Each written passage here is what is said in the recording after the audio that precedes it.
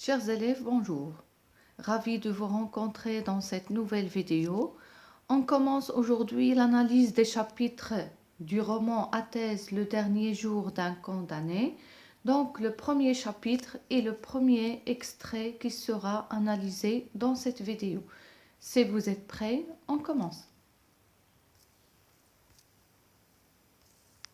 À quelle personne est mené ce récit?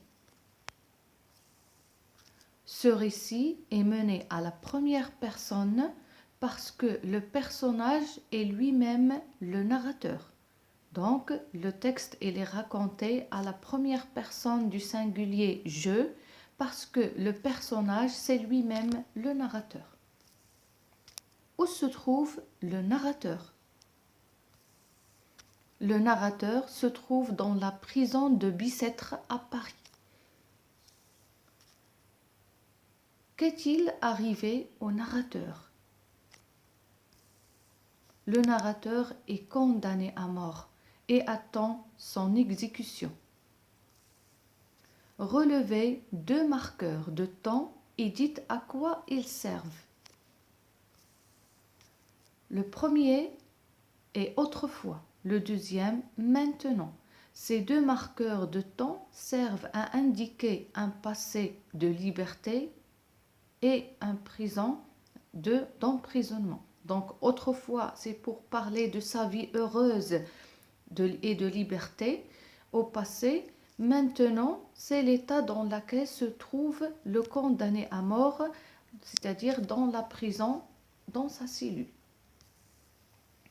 Quelle idée obsède l'esprit du narrateur? Une seule idée préoccupe l'esprit du narrateur, sa condamnation à mort. Dans sa tête, il n'y a qu'une seule chose, elle est obsédée par sa condamnation à mort. Comment le narrateur qualifie-t-il cette idée? L'auteur le narrateur qualifie cette idée d'obsession infernale. Il la décrit comme une femme qui le secoue avec ses deux mains, qui le poursuit et qui empoisonne sa vie. Comment s'appelle la figure de style suivante? Me secouant de ses deux mains de glace. C'est quelle figure de style? Oui, c'est la personnification. Relevez les champs lexicaux. Le champ lexical de la captivité. Et les captifs, offerts, cachot, prison, grille, soldat, de garde. L'autre champ lexical, c'est le champ lexical de la laideur, tout ce qui est mauvais, laide, horrible, qui se répète 3 fois, hideuse, suante, grossière. Troisième champ lexical, c'est celui de la cruauté, sanglante, implacable, infernale, qui contraste avec la vie rayonnante qu'il décrit au paragraphe 3. Comment est décrit l'univers où se trouve le narrateur? Il est décrit comme un lieu lugubre, ennuyeux, sombre, humide et sale. Il inspire la mélancolie et l'angoisse, l'horrible réalité, dalles mouillées et suantes, les rayons pâles de ma lampe, la trame grossière de la toile de mes vêtements, la sobre figure du soldat. Donc c'est la description qu'il fait du lieu où il se trouve, c'est-à-dire la cellule. Combien de temps le narrateur a-t-il passé à Bicêtre?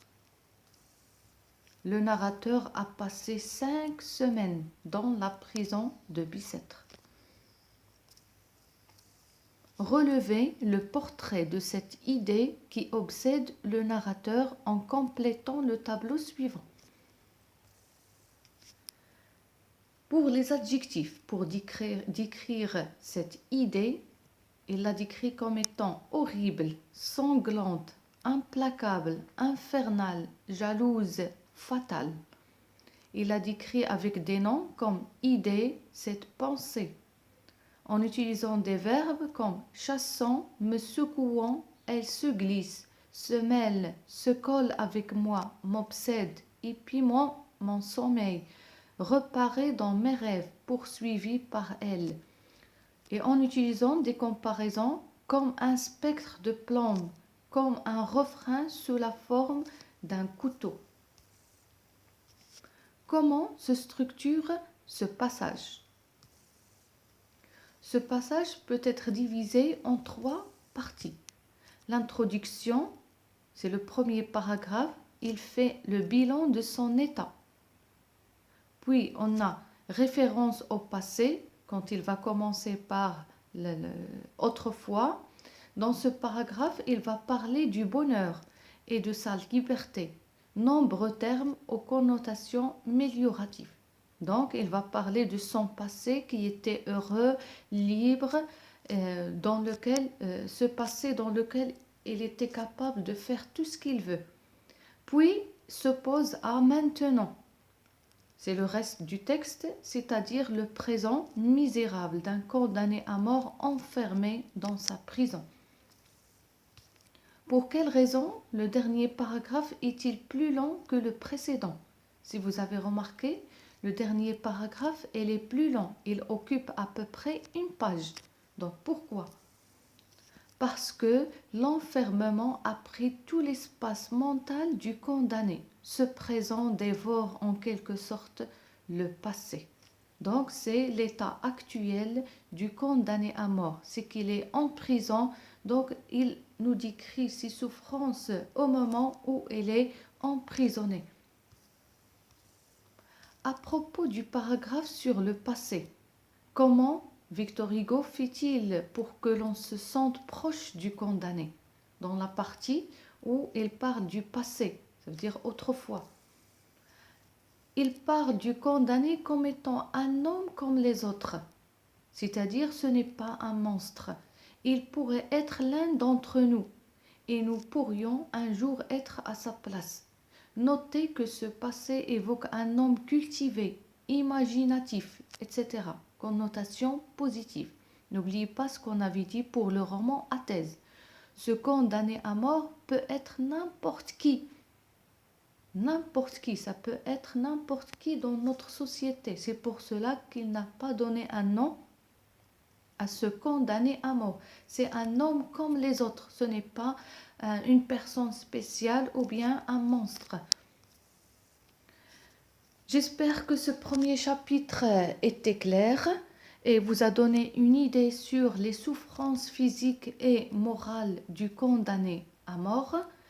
Merci pour votre attention et on se rencontre dans l'analyse d'un nouveau chapitre. Merci et à bientôt.